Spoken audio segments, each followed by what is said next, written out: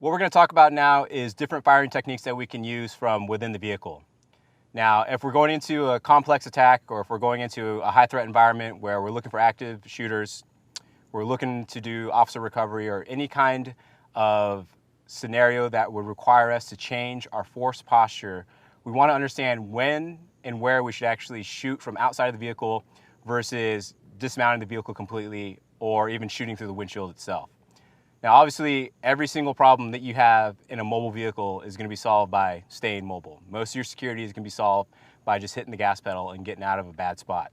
What we do want to understand, though, is if we do find ourselves in a complex attack, if we do find ourselves in a piece of terrain that we can't readily navigate around, or we have to change the direction that we're traveling, so go from in a direction of drive to a direction of reverse, we want to understand the validity of pulling security from a firing position inside the vehicle that doesn't require us to actually shoot through the windshield. So what we're going to do now is we're going to look at different positions that we can use for getting the gun into operation when we find ourselves in a complex attack or a hasty ambush or any kind of a high threat environment. The first thing we want to consider is the type of work we're going to do. If we're going into an active shooter situation where we're still looking for the active shooter, we want to go ahead and posture our guns in a position that's going to allow us to pull the most security from our vehicle. Now, depending on different policies among different departments and whether or not you're allowed to use certain tactics are going to dictate how aggressive your guns are. So the best place to be is having your guns already positioned outside of the vehicle, ready to go to work if you need to. If for some reason this is too politicized of a position to be in, we want to have it ready on the dash and ready to go so we can get this gun into operation if we need to. Now, if we are going to be shooting from a mobile vehicle, we need to place a very specific emphasis on accuracy.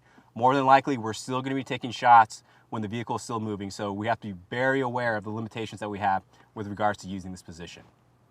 When we go to get into this position, we want to be very deliberate in getting into and out of position.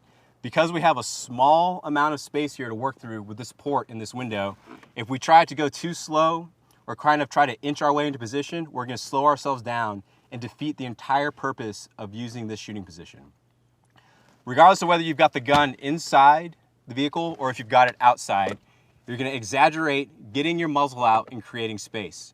Now, you can do that in two ways. You can go ahead and create space by driving your muzzle out of the vehicle, creating space, and then bringing your buttstock in to seat up against some portion of your shoulder here or your bicep, or you can do it in reverse, where you simply create space with your buttstock and you push the gun out so that you can go ahead and take up a seated position right here with the butt into your shoulder or your bicep.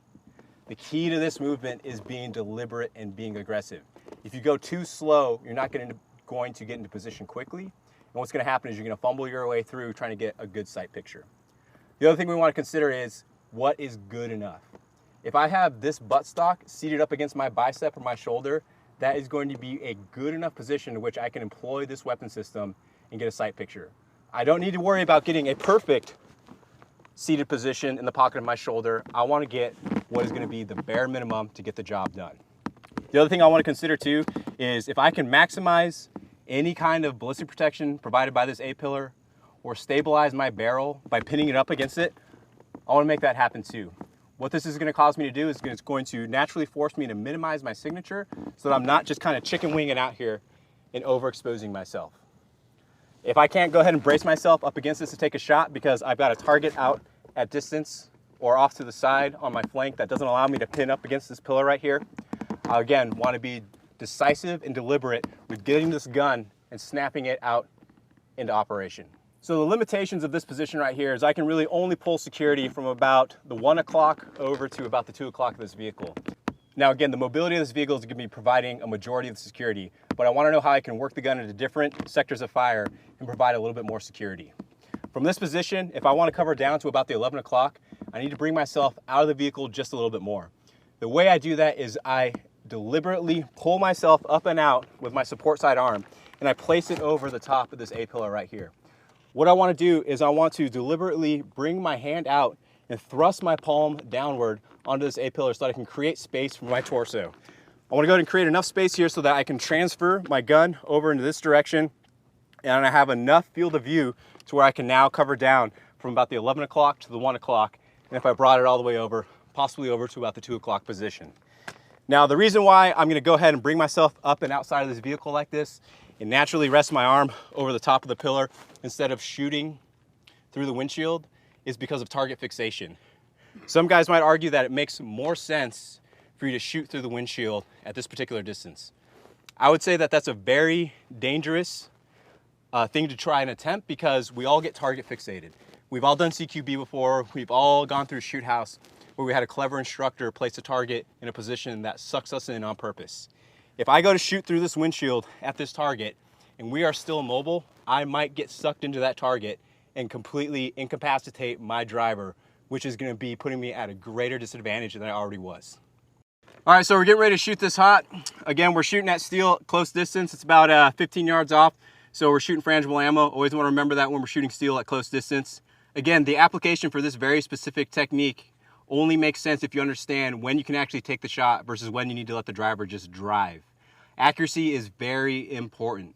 For law enforcement, you have to maintain accountability of every single round you send down range. So if this is an exercise you perform, we can't have wide shotgun groups out there on our targets. We need to make sure that we can send rounds in a very precise manner. This is a non-standard firing position and you might be shooting from a mobile platform, so it's very important that people understand the application and this doesn't look like a sloppy drive-by exercise. This is a very important technique that can be used if you find yourself in the middle of a complex attack and you need to get out of the kill zone while still laying some fire down range. All right, let's go hot. All right, shooters ready, stand by. Contact front!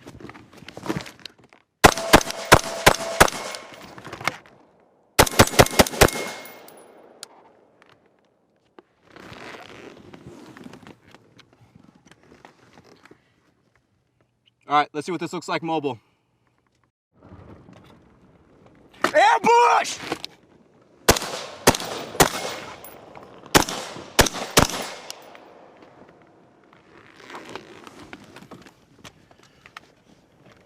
So we just did this drill with a mobility portion and we can see how slow the rate of fire went from when we were static to when we're actually moving.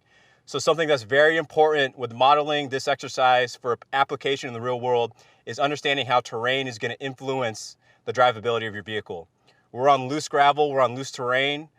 It took us a few seconds to go from drive into reverse, and that's where I had that small window of opportunity to take a shot downrange at the threats.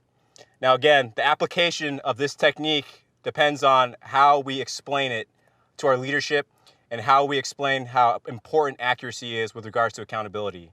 This is not a technique that is used for an offensive manner. This is strictly a defensive technique that allows us to pull security while we're still in a vehicle that is mobile and we're needing to engage targets that need to be handled very quickly and very decisively.